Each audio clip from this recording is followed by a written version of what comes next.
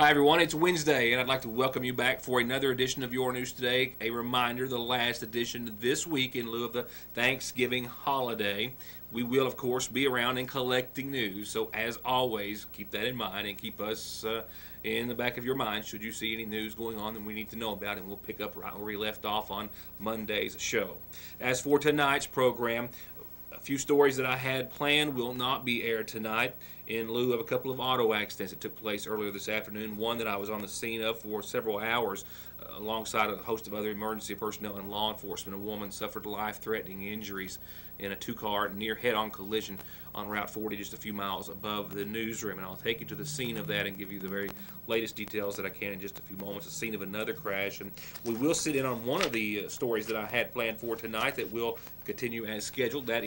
That being the Big Sandy Regional Detention Center Jail Authority Board meeting this week. They spoke of a couple of topics addressing a search warrant that was served at or on the jail days ago in regards to a Johnson County Sheriff's deputy, saying that he was held there for some amount of time against his will inside the jail by personnel. We'll also hear some of their discussion about the recent Supreme Court ruling and what they were going to do with about $68,000 on the books that, they might just have to eat, so to speak, and go on. We'll get to those stories in just a few seconds. One quick pause for a few words from some of our sponsors. Be sure, as always, and every chance you get, let them know you're watching. And I'll be right back with our first, what I think might be two reports on a serious, life-threatening auto accident just earlier this afternoon here in Magafa County. I'll be right back. To get high-speed internet on their state-of-the-art fiber optic network for all of your home and business solutions, or to watch TV without a contract on over 200 digital channels with superb quality, or stay connected with family and friends with 24/7 telephone service you can always depend on, contact Foothills Broadband today. Or just click on their link to the right to find out how they're working to provide the latest in communications at affordable prices with exceptional service at Foothills Broadband. Two accidents to report on this evening. The first and most serious, a two-car collision on Route 40 near head-on, about 4 miles out of Sayersville, in which a pickup truck and a small or mid-sized SUV collided. One occupant, the driver, in both vehicles. One driver out upon arrival of emergency personnel. The other still trapped inside her car. The accident happened just before 3 o'clock this afternoon on Route 40, just past, if you'll see to your left, Jenkins Auto Body Shop. This video, as I arrived on the scene, shows to the right of your screen the male driver of the white pickup truck involved sitting down on the right-hand shoulder of the road. He was suffering from a knee injury, but not life-threatening. The video also shows to the left neighbors in the area and coroner Mark Jenkins as well among them, going to the aid of the female driver in what appeared to be a Honda SUV. She was still conscious and trying to communicate at that time, but her condition did start to worsen thereafter until moments later she was unresponsive. The driver of the pickup truck stated that he was traveling in the direction toward Sayersville when he saw the woman's car in his lane. Police observed skid marks from his pickup truck and the point of impact on the blacktop that may have also indicated that same scenario. Still under investigation, not releasing any names at this time. It appears to be a head-on collision at this time, but we're still trying to determine exactly what happened. The woman was removed from the wreckage and taken by ambulance to the landing zone established near the Route 40 substation. Air Evac 116 landed at that landing zone and transported the crash victim to the Pikeville Medical Center.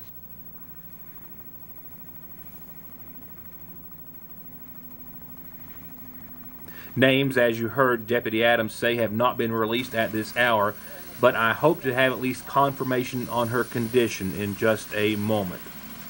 I am also trying to confirm that she was actually on her way to Johnson County, where her husband had just been in an auto accident a few moments before that and was taken to the hospital in Paintsville.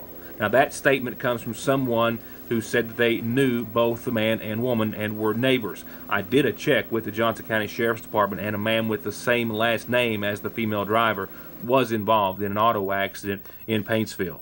I'll revisit this story with an update in just a few seconds with more on the condition of the driver and possibly some other details. And no sooner had emergency and law enforcement personnel cleared that scene, where they called to this scene on Route 7 in the Sandbottom area. Upon arrival of law enforcement, there was no driver, no occupants in the area. They believe the driver and or passengers had already left on foot. The vehicle, as you can see, a small pickup truck which left the roadway and struck a tree. The accident and situation under investigation by the Montgomery County Sheriff's Department. Law enforcement, as I heard as I just started putting the show together, also called, as well as EMS, to another auto accident on Parkway Drive here in Sagersville. And there were several other calls of emergency-related situations throughout the day. It has been a very hectic day for those individuals. The Big Sandy Regional Jail Authority Board met earlier this week in regular session. A couple of discussions that we'll focus on tonight, one being discussion of a search warrant which was served on the jail just days ago in regards to a case which apparently is under investigation by the Johnson County Sheriff's Department involving one of their deputies. And there was also some discussion as well about the recent Supreme Court ruling and how financially it's going to affect the jail with a decision made during the meeting. They began the meeting by going into executive session, citing discussion about legal issues, and then reopening the meeting later or afterwards, saying that no action was taken. They discussed some estimates on a body scanner for the jail, estimates ranging from $118,000 to $187,000. A motion was made and approved after that discussion for Pete Fitzpatrick, the administrator, to go evaluate the different models, one in another jail, I believe at the Three Forks jail, and then bring that information back to the board. And then they referenced a search warrant that had been served on the jail in the past few days to collect DVDs from security, surveillance, video, and reports related to an incident on October the 20th involving a Johnson County Sheriff's deputy, Tim Clark. Apparently related to an incident where the deputy says that he was held for some amount of time against his will in the jail by personnel. What I get out of it, without being directly told, is that he was saying he was held here against his will. Similar to the incident we had a couple years ago, 3 years ago. Is that when we shut the door down? Yeah.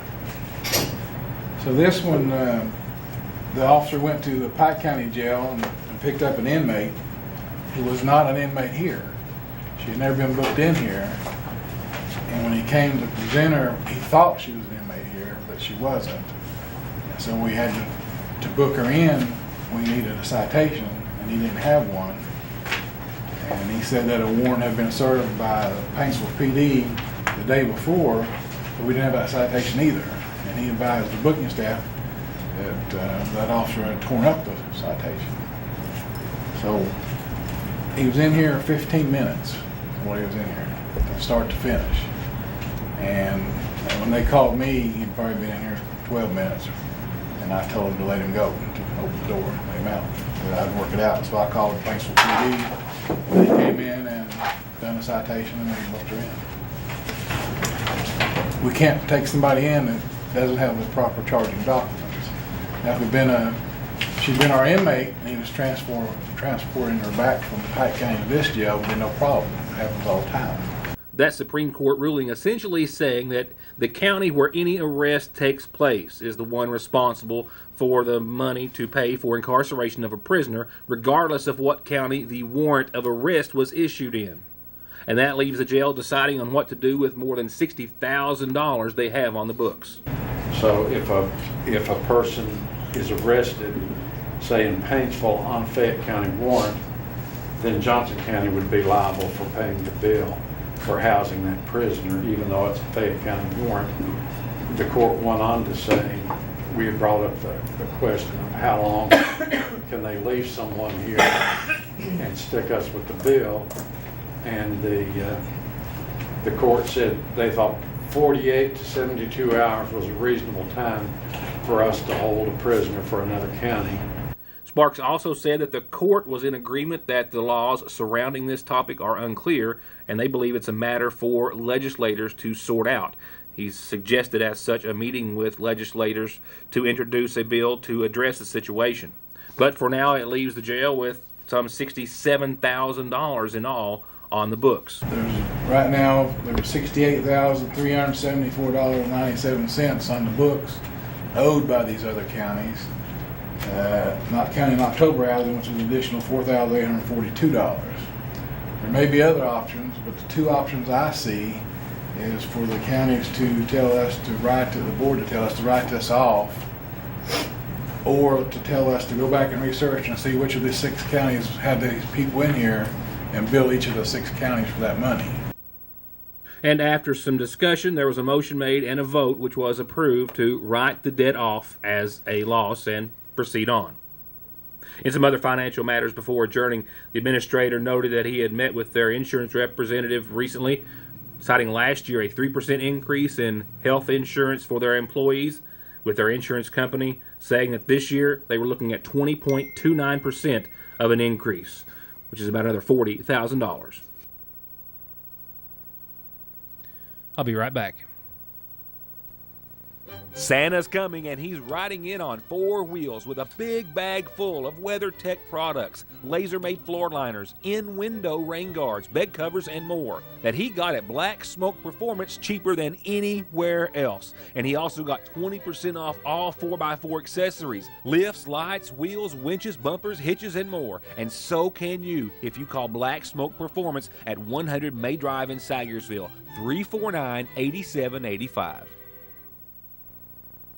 Coming back to calendar announcements, just a quick look at your calendar because that's it. That's the only thing I've got for you tonight.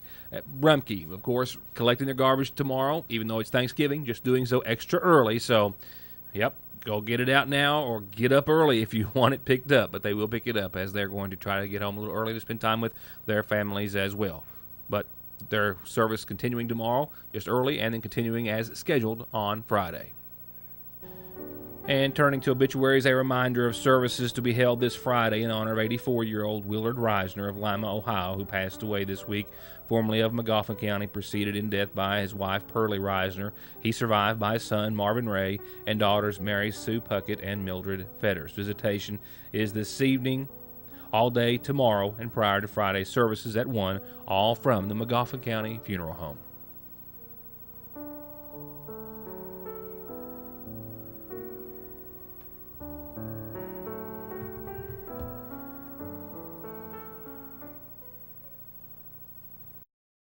Are you looking to visit or come home to Sayersville to relax, reconnect, or maybe ride the Dawkins Trail?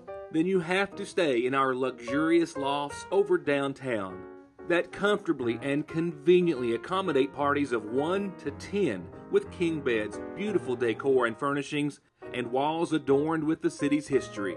There's absolutely nowhere else like the Mortimer Lofts. Book directly through VRBO. Find them on Facebook at the Mortimer Lofts of Sayersville or call 606-349-3299. Everybody knows that our Lee's Famous Recipe has the very best chicken in Eastern Kentucky and anywhere. And we've also got the tastiest country fried steak and gravy with your choice of homemade sides, or try our favorite with mashed potatoes and country apples. Don't do dull and dry. Do your senses a favor and let Lee's Famous Recipe make your next meal the best. And try our country fried steak, biscuits, and sandwiches too at your Sayersville Lee's. Hello, Magoffin County.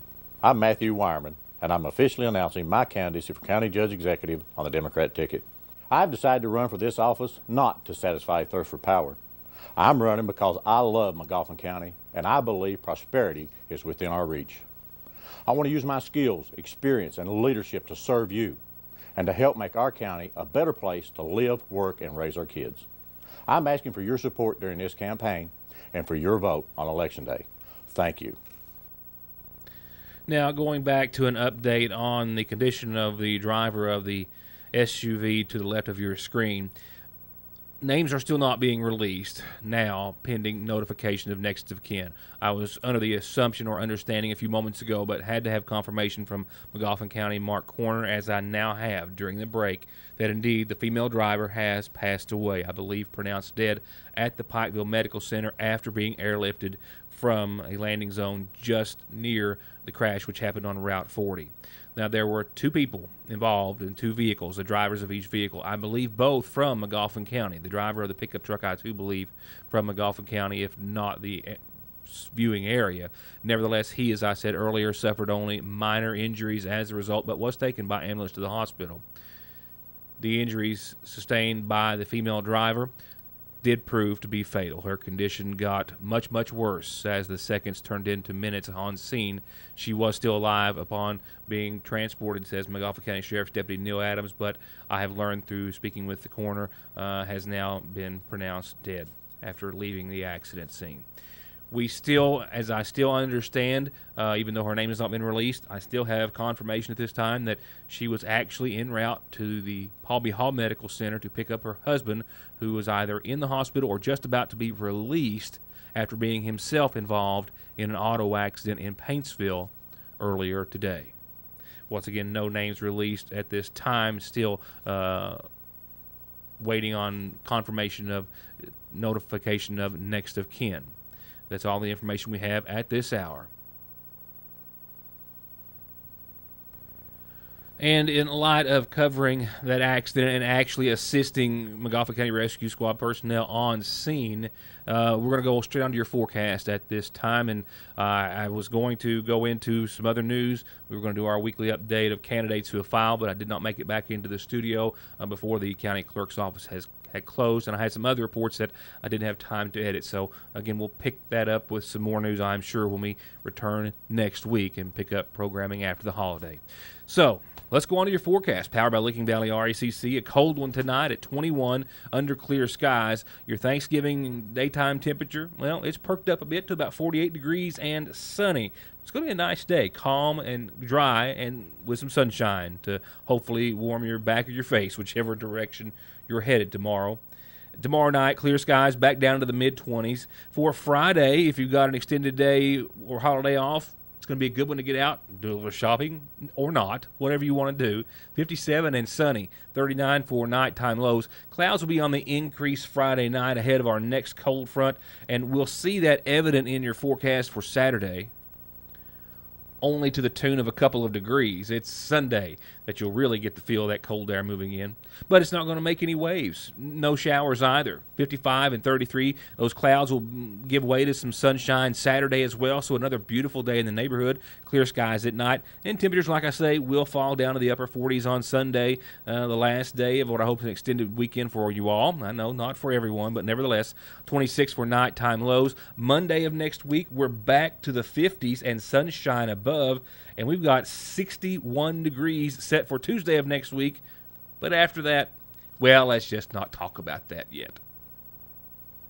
So that's going to do it for tonight, with the exception of saying a reminder, we won't be here Thursday and Friday, eating and then recovering in that order, I suspect. But we'll pick everything up right where we left off on Monday's program. That will include some news that we had for this evening and some coverage, of course, that we had to forego in regards to covering that terrible auto accident on Route 40. So with that said, all I have to say at this time is please remember those folks in your prayers and thoughts, and we wish everyone certainly a very safe and wonderful Thanksgiving holiday, and hope to see you back here next Monday for more of your news today. Good night.